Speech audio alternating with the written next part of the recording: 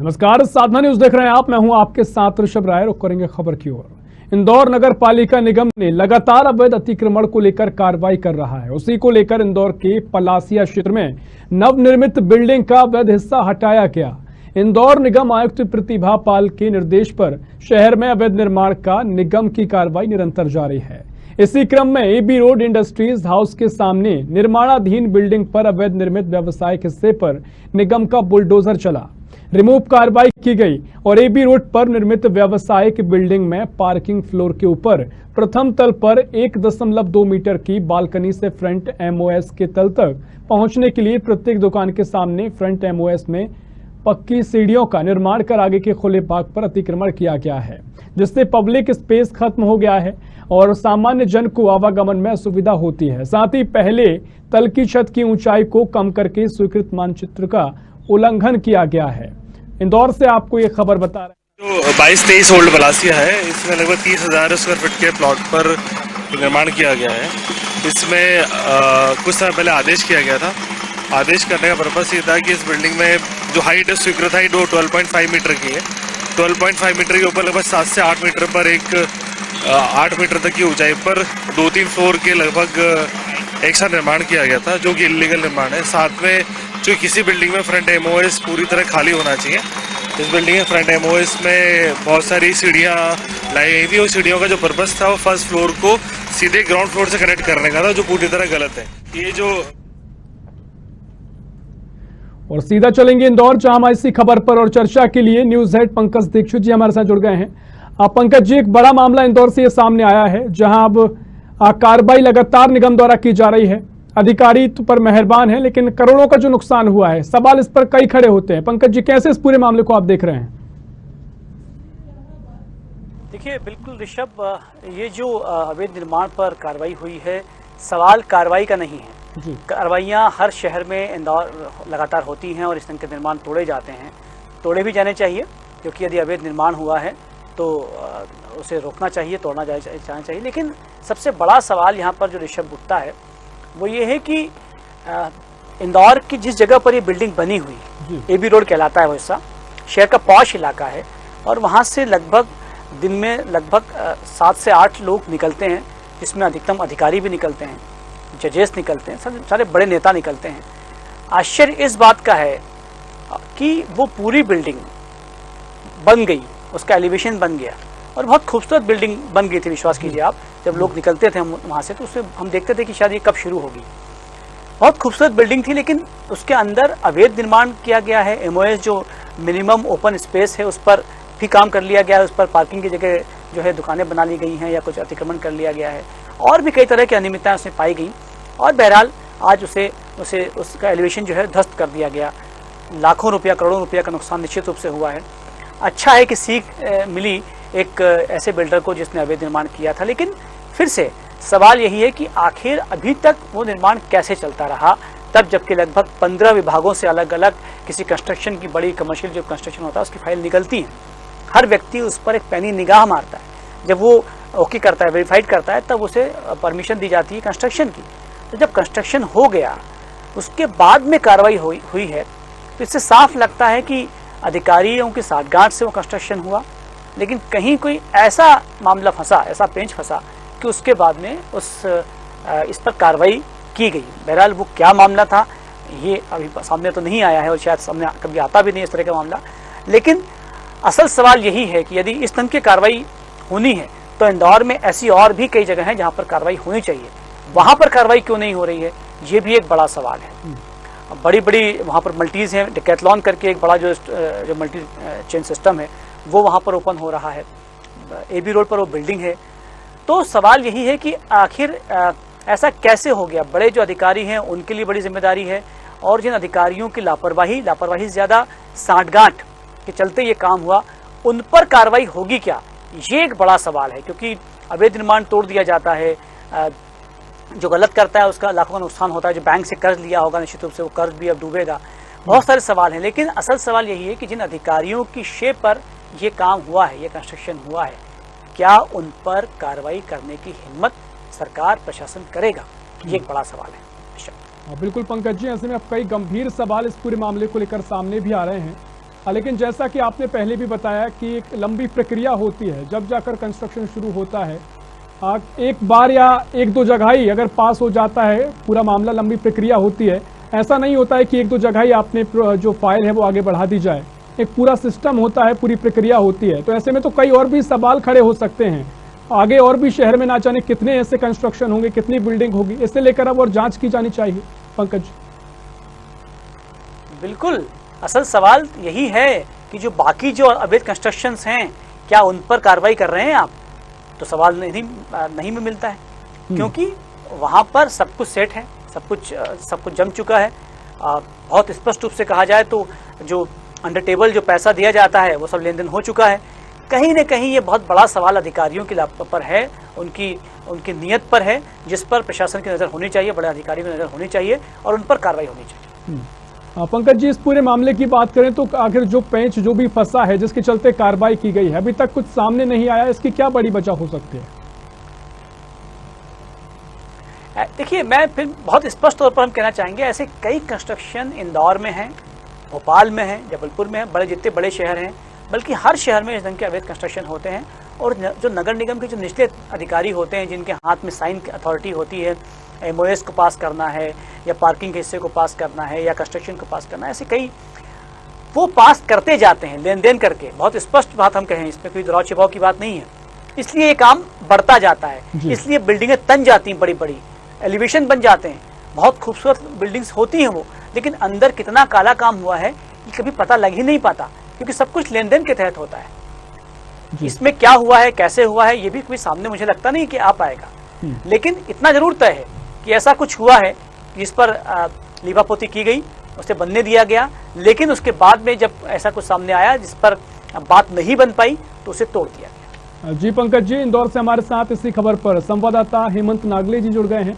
हेमंत जी, बड़ी खबर है इंदौर से, और AB रोड के सामने जो इंडस्ट्रियल हाउस के सामने निर्माणाधीन बिल्डिंग को गिराया गया है, तो क्या कुछ अभी तक वहां आप जानकारी ले पाए हैं हेमंत जी? 50 से अधिक कर्मचारी, अधिकारी और जो थाना के फोर्स था वह 5 पोकलेन और JCB लेके पहुंचे थे। नगर निगम को लगातार शिकायतें मिल रही थी इस मामले में। जब SDM संदीप सोनी से हमारी बात हुई थी, संदीप सोनी का कहना था कि कई बार हम ये जो पूरा कंस्ट्रक्शन था इसके मालिक को हम आगाह कर चुके थे, लेकिन उसके बावजूद उसने कई नियमों का उल्लंघन किया। MOU की बात की जाती है, जो MOU होता है वह भी उसने बड़ा रखा था, MOS भी गलत बना रखा था, और जो पार्किंग की फैसिलिटी थी वह भी नहीं दी थी, और बिना नगर निगम को बताए हुए उसने निर्माण शुरू कर दिया था। यह SDM की बात हुई है, और नगर निगम ने उन्हें कई बार चेतावनी दी थी, लेकिन यह बीच रोड पर इस तरह से इतना बड़ा मॉल बनाना, उसमें पार्किंग की फैसिलिटी न रखना, तो आगे भी हो सकता था कि कोई बड़ी दिक्कत आ जाए। वहीं बिल्डिंग भवन का जो मालिक है उससे अभी तक हमारी बात नहीं हो पाई है, क्योंकि उसे जो नोटिस तामील हुआ था वह नोटिस किस व्यक्ति को तामील हुआ था यह जानकारी भी नहीं है। लेकिन नगर निगम के अधिकारियों ने नोटिस भी दिखाए थे सुबह मौके पर पहुंच कर, लेकिन सुबह लगभग 5 बजे करीब नगर निगम का अमला वहां पहुंच गया था, क्योंकि अधिकतर देखा गया है कि नगर निगम जब भी पहुंचता है तो इंदौर में हाई कोर्ट होने के कारण हर बिल्डिंग वाला या जिसका अवैध निर्माण रहता है वह व्यक्ति हाई कोर्ट की शरण लेता है। इस कारण से नगर निगम का यह नया तरीका है कि अल सुबह जो हाई कोर्ट की गाइडलाइन है कि सूर्य उदय के बाद ही किसी के यहाँ अतिक्रमण या अवैध निर्माण को तोड़ने के लिए जाया जाए, तो वह सूर्य उदय होने के बाद ही वह पूरा नगर निगम का अमला पहुंच गया था। बड़ी संख्या में जो नगर निगम के अधिकारी थे वह पहुंचे थे, और लगभग पूरा जो अवैध निर्माण था, जितना भी नगर निगम की गाइडलाइन के अनुसार न बना था, उसे उन्होंने तोड़ा है, और भवन मालिक अभी तक मीडिया के सामने नहीं आया है। जी ऋषभ, बिल्कुल, भवन मालिक के मीडिया के सामने नहीं आए हैं, लेकिन कोई बड़ी ऐसी वजह जिसको लेकर बातचीत सामने आई हो, कोई प्रतिक्रिया अधिकारियों द्वारा मिली हो जिसके चलते कार्रवाई की गई है? जी देखिए, सूत्रों की अगर माने ऋषभ, तो नगर निगम द्वारा और जिला प्रशासन द्वारा लगातार माफियाओं के खिलाफ जो मुहिम चलाई गई है, इसके भी जो भवन मालिक है उसकी भी जानकारी जिला प्रशासन और नगर निगम के आला अधिकारियों को थी। जब यह भवन बन रहा था उस वक्त कार्रवाई क्यों नहीं की, यह केवल कुछ कर्मचारियों का आरोप है कि जब भवन बनाया जाता है तब, और इतना बड़ा कंस्ट्रक्शन जो करा गया लाखों स्क्वायर फीट पर, और पलासिया ऐसा एरिया है AB रोड जहां पर कोई भी निर्माण यदि होता है तो हर व्यक्ति को वह निर्माण दिखता है, लेकिन नगर निगम जिला प्रशासन के अधिकारियों को वह निर्माण क्यों नहीं दिखा, ये एक बड़ा सवालिया निशान जरूर उठता है।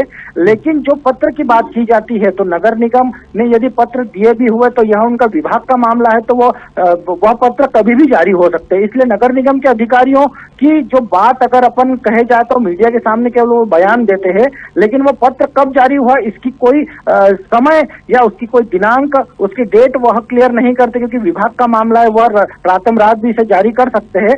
यह अलग बात है कि नगर निगम पत्र दिखाता है, अपनी बातों को बयां करता, लेकिन अगर अवैध निर्माण बनने से पहले ही यदि उसे रोक दिया जाए तो हो सकता था नगर निगम को इतना बड़ा अमला, 5 जेसीबी और इतने कर्मचारियों का जो पूरा दल बल है वह और कहीं लगाया जा सकता था, वह जाया नहीं होता।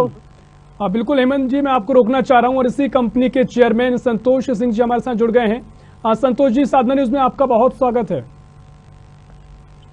जी हार्दिक धन्यवाद। जी सर, पूरा मामला आपके सामने है और जिस तरह से कार्रवाई की गई है, किस तरह से आप कार्रवाई को देख रहे हैं? जी, सबसे पहले तो धन्यवाद, और मुझे बहुत खुशी है कि साधना न्यूज ने इस विषय पर बात की है। मैं 2 तरीके से अपना वक्तव्य देना चाहूंगा। एक वक्तव्य तो मेरा आम आदमी के नजरिए से है कि अगर मैं आम आदमी के नजरिए से देखता हूं और इंदौर के अगर इस एबी रोड जो BRTS की पूरी रोड है, तो जब मैं राजीव गांधी से चौराहे से चलता हूं और अंत तक जाता हूं तो उसमें मैं देखता हूं कि बहुत सारी ऐसी बिल्डिंग दिखती हैं जो हम लोगों के नजरिए से वो अवैध दिखती है। तो क्या यह कार्रवाई सारी अवैध बिल्डिंग पर होने वाली है या फिर सिर्फ एक का लक्ष्य है? और अब अगर मैं आम आदमी की तरह से नहीं, अगर मैं व्यवसायिक के नजरिए से भी देखता हूं तो मुझे लगता है कि कभी भी कोई भी भवन अगर बन रहा है और ऐसी जगह पर बन रहा है जो बिल्कुल चलते हुए सभी सामान्य व्यक्ति को दिख रहा है, तो निश्चित रूप से कार्रवाई उसी समय होनी चाहिए जब ये गलत बन रहा हो, या इसकी सूचना देनी चाहिए, उसको रोका जाना चाहिए। तो ये मेरा वक्तव्य, मैंने आपको पहला वक्तव्य दे दिया है। हम 24 घंटे बाजार खोलने जा रहे हैं और मुझे आज ही सूचना मिली है कि शायद ये जल्दी स्टार्ट होने जा रहा है कि ये भी रोड जो है पूरी 24 आवर्स चलेगी। और ये एक भवन मुझे ऐसा दिखता था कि जो मुझे लगता था कि ये बहुत सुंदर भवन बन रहा है और खूबसूरती दिखा रही थी, लेकिन ये खूबसूरती नहीं था, ये गलत था। ये अचानक पता चलता है, पूरे शहर को पता चलता है, तो सभी आश्चर्य में है। और एक और विषय मैं जरूर इसमें देना चाहूंगा कि बिल्डर दोषी होगा या कोई लैंड ओनर दोषी होगा। क्या वो जो शोरूम, जो ब्रांड दिख रहा था, जो मुझे वहां पर जो मैंने देखा, सभी लोगों ने देखा कि डेक्सलॉन था और कोई एक और शोरूम था, तो क्या वो किसी का व्यक्तिगत था? अगर किसी ने उसकी फ्रेंचाइजी ली होगी, उसमें इन्वेस्टमेंट किया होगा, तो एक बहुत बड़ा फाइनेंशियल लॉस भी होगा। तो मेरा अपनी सलाह है कि इस तरह से अगर कोई कार्रवाई है तो उसको सही तरीके से होती तो शायद ज्यादा अच्छा होता है। इंदौर के ऊपर ये धब्बा न लगे। निश्चित रूप से अगर प्रशासन अपनी कार्रवाई कर रहा है तो यकीन है कि नियम कानून को देख के वो अपनी कार्रवाई सही कर रहे होंगे, क्योंकि उनके ऊपर जिस भी विभाग में के द्वारा ये कार्रवाई की गई है तो निश्चित रूप से वो नियम कानून से उनका अपना पक्ष तो सही है, लेकिन पूरे सिस्टम को सही होने की आवश्यकता है, ये मेरा सुझाव है। और सिस्टम किसी एक विभाग से नहीं हो सकता सही। मुझे लगता है कि इसमें प्रदेश सरकार के मंत्रालय को भी इसमें कुछ रणनीति बनाना चाहिए कि अवैध निर्माण हो ना, और अगर अवैध निर्माण हटाए जा रहे हो तो सभी एक जैसे हटाए जाए। जी बिल्कुल संतोष जी, जो सवाल आपके हैं स्वाभाविक हैं, और पंकज जी हमारे साथ जुड़े हुए हैं, न्यूज हेड हैं मध्य प्रदेश से। पंकज जी, कई सवाल यहाँ पर संतोष जी के हैं, स्वाभाविक भी है, क्योंकि जिस तरीके से अगर पहले कार्रवाई हो जाती तो उससे जो कई सवाल अब निगम पर भी खड़े हो रहे हैं वो भी उनसे बचा जा सकता था। पंकज जी, देखिए, निश्चित रूप से संतोष जी जो है एक बहुत रिस्पेक्टेड जो कंपनी के चेयरमैन हैं और उन्होंने भी कई बड़े बड़े कंस्ट्रक्शन करवाए हैं, और इस नाते जो बात कर रहे हैं बहुत अच्छी बात कर रहे हैं कि भाई एक खूबसूरत बिल्डिंग जो है वो शहर में बन रही थी, जब तक बन रही थी तब तक आपने कुछ नहीं किया, जब बन गई उसके बाद में कार्रवाई की। संतोष जी, यदि आप मेरी बात सुन पा रहे हैं तो मैं आपसे पूछना चाहूंगा कि जब आप भी जब एजेंट के निर्माण करते हैं तो कभी कोई गलती से कोई निर्माण होता है तो क्या निगम का या किसी कार्यालय का कोई नोटिस आप तक पहुंचता है?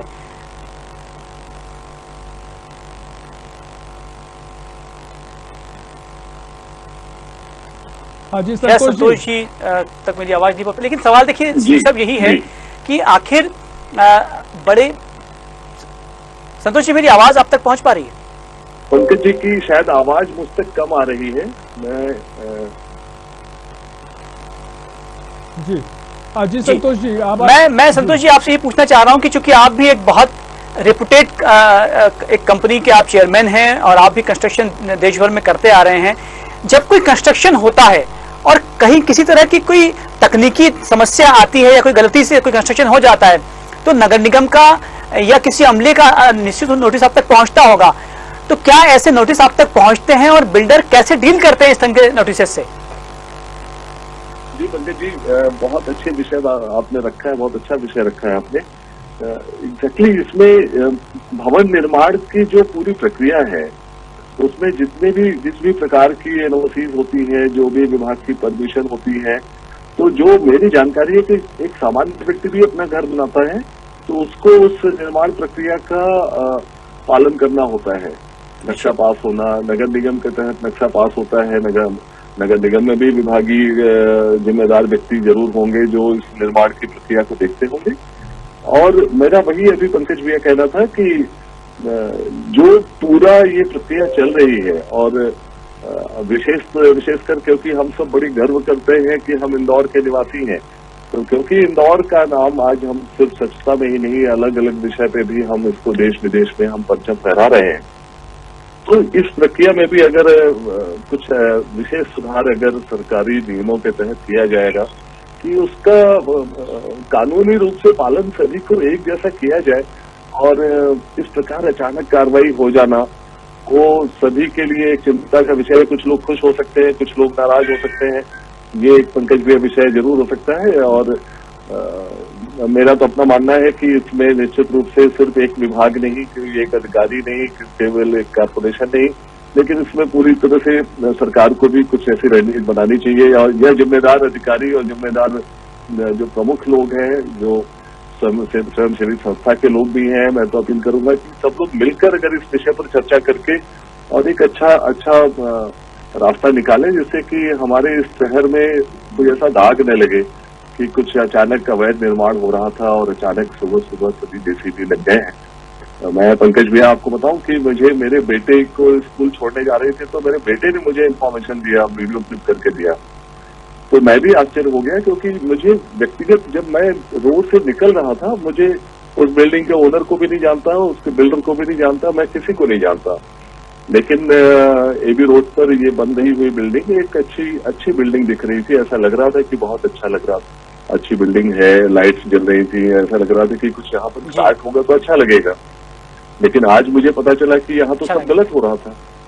तो ये पंकज जी मैंने अपना विचार आपको बताया कि साधना न्यूज के माध्यम से जिस प्रकार आप लोगों ने एक और सामान्य सा सवाल, तो निश्चित रूप से इस विषय पर और भी चर्चा करेंगे और आगे की रणनीति बनाकर कार्य करेंगे। तो मुझे पूरा यकीन है कि इंदौर शहर में इस प्रकार की आगे कोई घटना या दुर्घटना इस तरह की अचानक हम सभी को ना पता चले कि कहीं कुछ गलत हो रहा था, अचानक ठीक हो गया, उसको तोड़फोड़ हो गई। संतोष जी, एक सामान्य सा सवाल और उठ रहा है मन में, जो आप शायद उसका उत्तर बेहतर दे सकते हैं। जिस ढंग से एसोसिएशंस होते हैं, बिल्डर एसोसिएशन भी एक होता है, आखिर जब इस तरह की कोई गलतियां होती हैं सरकार के द्वारा, प्रशासन के द्वारा, तो बिल्डर एसोसिएशन आवाज मुखर क्यों नहीं करता, क्यों नहीं विरोध दर्ज कराता?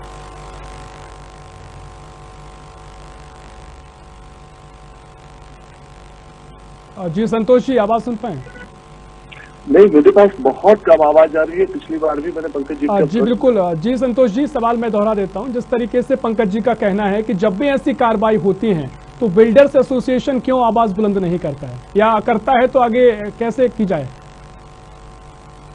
जी संतोष जी, ये एक प्रश्न जरूर है, और पंकज जी जिस प्रकार से आपने कहा, तो निश्चित रूप से जिम्मेदार जो संगठन के लोग हैं उनको चर्चा करनी चाहिए। लेकिन जो मैं व्यक्तिगत समझ पा रहा हूं पंकज जी, व्यवस्था में परिवर्तन की आवश्यकता है, और व्यवस्था परिवर्तन के लिए निश्चित रूप से आपने जो कहा है, बिल्डर्स एसोसिएशन या जो संबंधित संगठन है उन लोगों को चर्चा करनी चाहिए। सिर्फ जिला प्रशासन से ही नहीं, उनको प्रदेश से भी चर्चा करनी चाहिए कि पूरे प्रदेश में मध्य प्रदेश हमारा अग्रणी राज्य बने, तो इस तरह की चर्चा करने की आवश्यकता है कि ऐसा ना हो कि भवन निर्माण होते समय में बेचारे खरीदार फंस जाते हैं। बिल्डर कई बार ऐसा होता है, मैं खुद भी अगर बिजनेसमैन होने के नाते मैं सोचूं तो मैं अगर इस प्रॉपर्टी को अगर मैं एज ए बिल्डर बना रहा होता तो शायद मैं इसको बेच चुका होता या किसी को लीज पर दे चुका होता, और उसके साथ अगर मेरा फाइनेंशियल ट्रांजेक्शन हो गया है